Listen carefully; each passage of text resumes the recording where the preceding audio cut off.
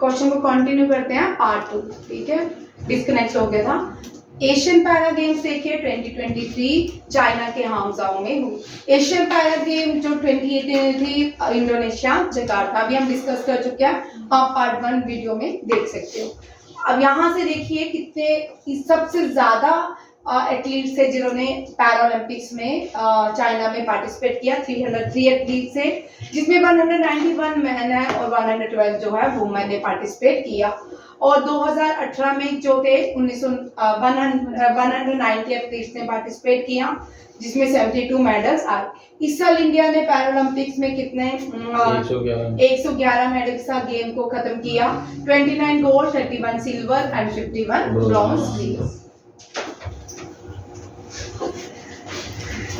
Goa maritime conclave, Goa maritime conclave जो है, इसको डिफेंस मिनिस्टर ने इसमें एड्रेस किया, इसके बारे में बताया, बट इसको होस्ट किया था chief of naval staff R Hari Singh ने, और उसके साथ 12 कंट्री थी जिन्होंने पार्टिसिपेट किया गोवा मैरीटाइम एनक्लेव में। वो कंट्रीज कौन कौन सी जिसने गोवा मैरीटाइम एनक्लेव में पार्टिसिपेट किया? Bangladesh, Cameroon, Indonesia, Madagascar, Malaysia, Myanmar, Seychelles, Singapore, Sri Lanka and Thailand. ये सारी कंट्रीज हैं जिन्होंने इसमें गोवा मैरीटाइम में पार्टिसिपेट किया। और इम्पोर्टेंट इसका थीम है, ठीक है, maritime security in the Indian ocean region, converting common maritime priorities into collaboration mitigation framework, ये इसका थीम है। ये बड़ा इंपॉर्टेंट थीम है और ये आपको आएगा एसएससी में भी पूछ सकते हैं। इस तरह के जो क्वेश्चन होते हैं थीम्स एसएससी में भी आते हैं। एसएससी के लिए भी ध्यान रखिए, गोवा मैरीटाइम जो कॉन्क्लेव था ये 4th एडिशन था। कौन सा एडिशन था? 4th एडिशन था। और इसको एड्रेस किसने किया है? डिफेंस मिनिस्टर राजनाथ सिंह ने। और होस्ट किसने किया था? Chief of naval staff R Hari Singh. Next देखिए, एक रिपोर्ट आई है जिसमें कहा है कि 26 crore Ayushman card have been created under Ayushman Bharat Pradhan Mantri Jan आरोग्य स्कीम। ठीक है, इसमें कितने अभी तक कितने और नए आयुष्मान कार्ड्स बनाए गए हैं? 26 करोड़ को बनाया गया है। ठीक है, आयुष्मान भारत प्रधानमंत्री आयुष्मान भारत ये बड़ी अच्छी भारत की स्कीम है। इससे क्या हुआ? इस स्कीम ने भारत को बीपीएल से ऊपर लिया है। किससे ऊपर लिया है? बीपीएल से। पहले क्या होता था कि भारत में जो भी फैमिली से कोई भी व्यक्ति बीमार होता था उसको अपने जो घर है, दुकान है, जो भी मिडिल क्लास लोग होते थे उन सबको अपनी ये सारी चीजें सेल करनी पड़ती थी अपने घर के फैमिली मेंबर को बचाने के लिए, क्योंकि बड़ी डिजीजेस लग जाती है। अगर किसी को लंग्स कैंसर हो जाए या किडनी ट्रांसप्लांटेशन होता था या डायलिसिस पे चले जाए, उनके लिए बड़े सारा मनी वेस्टेज होती थी। तो गवर्नमेंट ने इन सब से आम जनता को, मिडिल क्लास को बचाने के लिए एक स्कीम बनाई जिसको आयुष्मान भारत के नाम से जाना जाता है। इसमें अगर फैमिली के 5 लोग हैं, अगर 5 को कोई प्रॉब्लम होती है, 5 को इंडिविजुअल बेनिफिट दिए जाएंगे, 5 लाख ईच व्यक्ति को दिए जाएंगे। आयुष्मान भारत बनाने की इसको मोदी स्कीम के नाम से भी जाना जाता है। ये बनाने का ये सब एक डिसीजन ये था कि भारत में जो बीपीएल होते हैं इससे लोग बीपीएल कम होंगे। इसको बड़े सारे वर्ल्ड में, दुनिया में लोगों ने इस स्कीम को अप्रिशिएट किया। बिल गेट्स, मेलिंडा गेट्स, इन सब ने इसको अवार्ड भी दिए थे आयुष्मान भारत के लिए। और आयुष्मान भारत की यह स्कीम जो इसका आइडिया था, ये यूएसए में एक स्कीम लॉन्च हुई थी जिसका नाम था ओबामा स्कीम। उसी स्कीम को देखते हुए इस स्कीम को लॉन्च किया गया था। बट इंडिया में बहुत सारे लोगों को बेनिफिट्स हो गए स्कीम के। आपने देखा होगा अपने सराउंडिंग्स में भी जो लोग जिनके पास फाइनेंशियली स्ट्रॉन्ग नहीं होते, बट इस स्कीम के अंदर उन्होंने अपने हेल्थ बेनिफिट्स पाए हैं। ठीक है, और ये लॉन्च की थी 2018। जब इस स्कीम को लॉन्च किया ना, बहुत क्रिटिसाइज हुआ भारत में 2018 में स्कीम को लेके। बड़े सारे हॉस्पिटल्स भी नहीं चाहते थे कि स्कीम को इनके हॉस्पिटल में लॉन्च किया जाए। ठीक है, हेल्थ मिनिस्टर मनसुख मांडविया है, उन्होंने इस रिपोर्ट को बताया कि 26 करोड़ जो लोग हैं आयुष्मान भारत स्कीम को लॉन्च करेंगे। बट ये आयुष नहीं है, आयुष अलग है। ठीक है, Ayushman Bharat largest health assurance scheme है भारत की, दुनिया की भी। 5 लाख इंडिविजुअल दिए जाएंगे हर एक व्यक्ति को भारत में स्कीम के अंदर। प्रीवियसली इसको नेशनल हेल्थ प्रोटेक्शन स्कीम के नाम से जाना जाता था। ये भी आसान है, कोई भी एज लिमिट, सेक्स, जेंडर में कोई भी क्या नहीं है, रिस्ट्रिक्शंस नहीं है स्कीम के अंदर। हर एक भारत में रहने वाला हर एक व्यक्ति को इस स्कीम के बेनिफिट दिए जाएंगे। भारत में 3 स्टेट थी इससे पहले, यूटी बनने से पहले। जे.एंड.के पहली स्टेट थी जिसने इसको इम्प्लीमेंट किया था, आयुष्मान। जे.एंड.के पहले स्कीम्स अच्छी ले लेती थी, जो पूरे देश में इम्प्लीमेंट होती है ना उसको नहीं लेती थी, जो बेनिफिट्स दिए जाते थे, ठीक है। और वेस्ट बंगाल में आज तक आयुष्मान ये स्कीम को लॉन्च नहीं किया गया। ये कोई किसी प्राइम मिनिस्टर या पॉलिटिकली स्कीम नहीं है, ये आम लोगों के लिए स्कीम है। और दिल्ली में भी स्कीम को लॉन्च अभी तक नहीं किया गया। नहीं किया गया दिल्ली में, शायद 2 स्टेट्स हैं भारत में, चेक करना दिल्ली में हुआ कि नहीं, मुझे एग्जैक्ट याद नहीं है। बट वेस्ट बंगाल में आयुष्मान भारत स्कीम को आज तक लॉन्च नहीं किया गया, क्योंकि ये मोदी स्कीम है, वहाँ पे जो है इसके बेनिफिट लोगों को क्यों दिए जाए, ठीक है। पहले क्या होता था ना, कोई भी लॉज बनते थे ना तो J and K except J and K laws J and K में वो बनते ही नहीं थे, ठीक है। इंडियन पेनल कोड यहाँ पे एप्लीकेबल नहीं होता था, यहाँ पे रणवीर पेनल कोड होता था, ठीक है। कौन क्या हेलो है, वेस्ट बंगाल में नहीं है, ठीक है याद। अब देखो स्वदेशी दर्शन, ये सेकंड है, 2.0 स्कीम है, फर्स्ट हो चुकी है। फर्स्ट को यहाँ पे देखो रजनीकांत, पहली जो स्कीम लॉन्च की थी 2018 में, वो कौन से, ये जो टूरिज्म स्कीम है, ये स्वदेश दर्शन, इसमें लोगों को बुलाया जाता है। अगर आपने इस हफ्ते संडे को प्रधानमंत्री को रेडियो में सुना होगा तो आपको इस स्कीम के बारे में थोड़ा पता होगा। इस स्कीम में प्राइम मिनिस्टर ने कहा है कि आप लोकल लोगों को, अगर आप कहीं घूमने जाते हो, वहीं के लोगों का प्रोडक्ट खरीदिए, गुड्स खरीदिए और वहीं लोगों को वहां पे बेनिफिट दिए, मीन्स अपनी दूसरी स्टेट्स को भी बेनिफिट दिए जाए।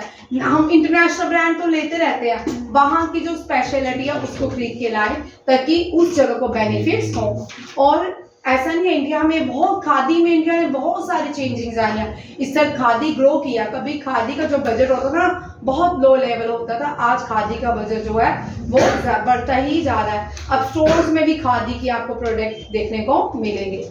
और सबसे पहले यहाँ पे देख रजनीकांत, ये एसएससी के लिए बड़ा इंपॉर्टेंट क्वेश्चन है, ठीक है।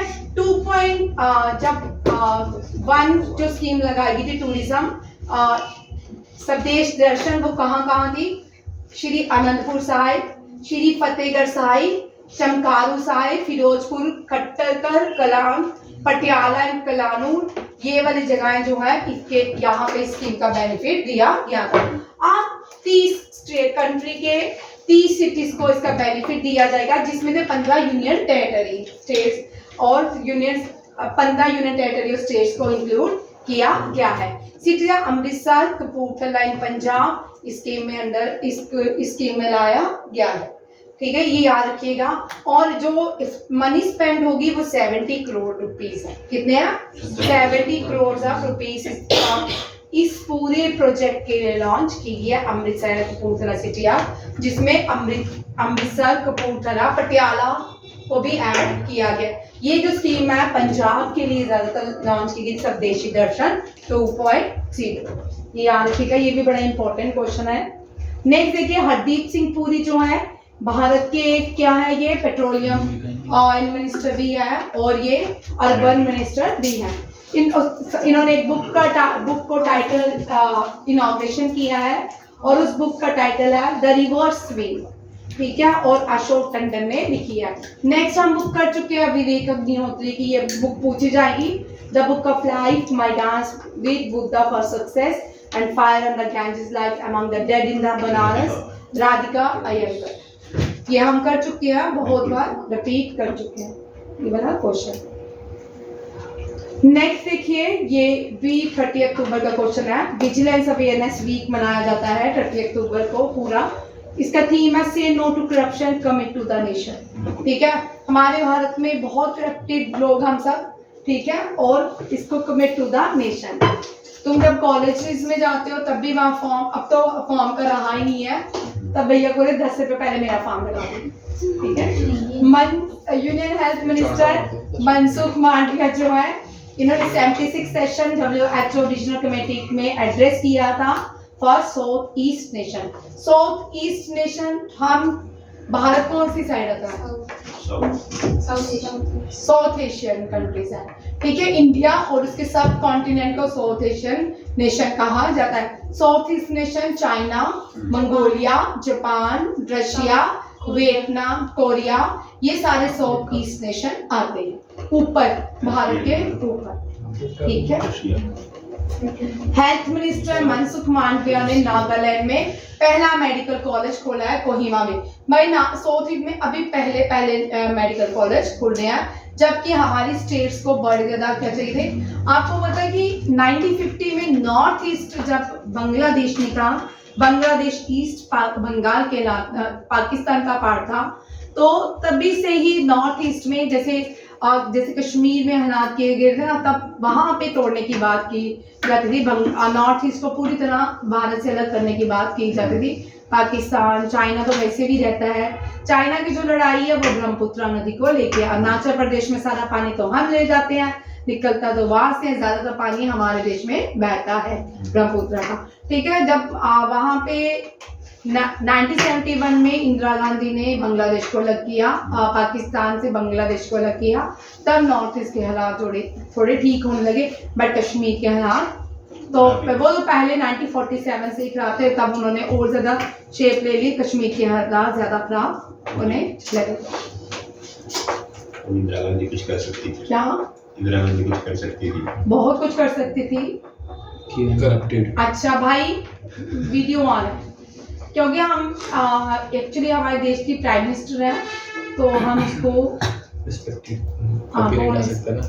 नेक्स्ट क्वेश्चन देखिए, बड़ा इंपॉर्टेंट है, पहले ये क्वेश्चन देखिए, ये रह गया, ठीक है। इस मंच का ये क्वेश्चन देखिए, international solar alliance. International solar alliance को भारत ने बनाया था, फ्रांस के साथ मिलकर इसका इनॉग्रेशन किया था, और इसका जो हेडक्वार्टर है वो भारत में ही है। क्वेश्चन ये नहीं है, क्वेश्चन है इंटरनेशनल सोलर अलायंस ने पहला, क्योंकि आपको कॉन्फ्रेंस ऑफ पार्टीज की मीटिंग होने वाली है सऊदी अरेबिया रियाद में, तो क्या बोल रहे हैं कि वहां पे कंपाइल किया गया है और रिलीज किया गया है किसको? Global solar stock take report को दिखाया जाएगा, ठीक है। दुनिया में सोलर जो कंट्रीज है वो चाइना है और भारत भी मानी जाती है।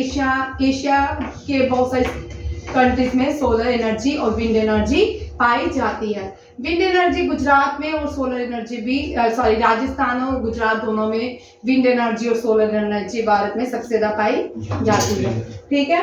और यहाँ पे क्या बोलते हैं, global stock take of the United Nation conference में लास्ट ईयर इसका पहली बार इसको डिस्कस किया गया था दुबई में, ठीक है। और उसके बाद बोलते हैं कि global stock take follow from the Paris agreement. जो पेरिस एग्रीमेंट हुआ था 2015 में, जो 5 साल पेरिस एग्रीमेंट 5 साल में एक बार होता है, ठीक है, उसमें ग्लोबल स्टॉक टेक रिपोर्ट को लिया गया था। इंटरनेशनल सोलर अलायंस देखिए, COP21 United nation climate meeting Paris में हुई थी 2015 में। फिर वहां पे ये बनाया गया था इंडिया, ये भारत बड़ी सारी तो कंट्रीज नहीं साथ आई थी, यूएसए ने इसकी मेंबरशिप छोड़ दी थी, बाद में फिर से इसकी मेंबरशिप ले ली गई है, किसकी? इंटरनेशनल सोलर अलायंस की। मेंबर 122 सन बेल्ट कंट्रीज हैं, जो जहाँ पे जिन कंट्रीज में सोलर एनर्जी नहीं है वो भी इनकी मेंबर्स बनती जा रही हैं। 2023 में वर्ल्ड हेल्थ समिट जो होगा वो भी कहाँ होगा, देख लो, फिगर्स आ गया, बर्लिन जर्मनी में होगा। COP26 पोस्टपोन हो गया था, वो 2020 में हुआ था, ग्लासगो में हुआ था। ग्लासगो बहुत इंपॉर्टेंट है, इसमें इंडियन ओरिजिन के जो रिप्रेजेंटेटिव थे यूनाइटेड किंगडम से, उन्होंने इंडिया को यूके को रिप्रेजेंट किया था। यूनाइटेड अरब एमिरेट्स में 28 सेशन होगा, जो 2020 आबू धाबी में होना है। अभी 28 जो होगी वो आबू धाबी में होगी। जल शक्ति मिनिस्टर ने एक स्कीम को लॉन्च किया है, गंगा आमंत्रण अभियान।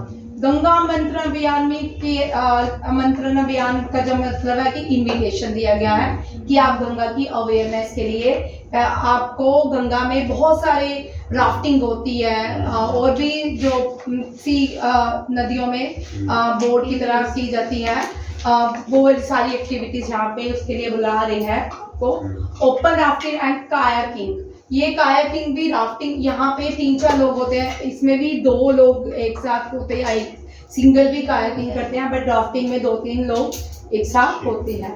ठीक है, ये गंगा में उत्तराखंड में ऋषिकेश में इस प्रोग्राम को किया जाता है। ऋषिकेश में लोग तो स्पेशल जाते हैं राफ्टिंग के लिए, जब उनके दिल टूट जाते हैं तो कोई ऋषिकेश भागता है तो कोई लेह लद्दाख में भागता है। ठीक है, एक्चुअल आपने देखा होगा गंगा मंथन अभियान जो है 11 नवंबर तक चलेगा, और देवप्रयाग से गंगा सागर तक चलेगा। देवप्रयाग क्या है? देवप्रयाग जो है जहाँ से गंगा मिलती है, कॉन्फ्लुएंस होता है भागीरथी गंगा का और अलकनंदा का। अलकनंदा भागीरथी गंगा दोनों कहाँ मिलती है? देवप्रयाग। देवप्रयाग से ये ऋषिकेश आती है, ऋषिकेश से हरिद्वार, हरिद्वार से ये पूरे यूपी में घूम के फिर बिहार, बिहार से बंगाल से ये आगे बे ऑफ बंगाल को जाती है। ठीक है, आगे बांग्लादेश में इसको पद्मा के नाम से जाना जाता है। World health summit Berlin Germany में हुई। थीम है उसका a defining year for global health action. याद रखिएगा इसका थीम ये है, इतना याद रखना, इससे कोई ज्यादा खास क्वेश्चन नहीं है। ये कल हमने किया क्वेश्चन नहीं। इंडिया और मलेशिया ने एक एक्सरसाइज किया जिसका नाम है हरिमाऊ। ठीक है, इंडियन कॉन्टिजेंट ने हरिमाऊ जो एक्सरसाइज है इंडिया और मलेशिया के बीच हुई है, और राजपूत रेजिमेंट ने इसमें पार्टिसिपेट किया है, और मलेशियन जो है 5th रॉयल बटालियन ने पार्टिसिपेट किया है। अप्रॉक्सीमेटली दोनों तरफ से 122 पर्सन्स ने बोथ साइड से पार्टिसिपेट किया है। हरिमाऊ शक्ति जो है उमरोई कंटोनमेंट शिलोंग में ये एक्सरसाइज की गई है। बड़ा इंपॉर्टेंट क्वेश्चन है, शिलोंग में कौन सी एक्सरसाइज की गई है? हरिमाऊ, और ये किसके बीच है? इंडिया और मलेशिया। मलेशिया की कैपिटल कौन सी है? और करेंसी जिसको नहीं आती वो बोले। हाँ, रिंगिट। ठीक है, बहुत इजी है। ठीक है, और बैडमिंटन का हेडक्वार्टर है। ये मुस्लिम देश है, ज्यादा पॉपुलेशन उनकी मुस्लिम है। हो गए सारे क्वेश्चंस हो गए। अब चलो आज का करंट अफेयर खत्म अक्टूबर का। थैंक गॉड ये पूरा मंथ हमने करंट अफेयर अक्टूबर किया है, नहीं तो बीच में कोई अग्नि भी रह जाता तो कोई एनडीए आता है। अब हमारा पेपर आएगा एसएससी। ठीक है, थैंक यू। जय हिंद, जय किसान, जय भारत।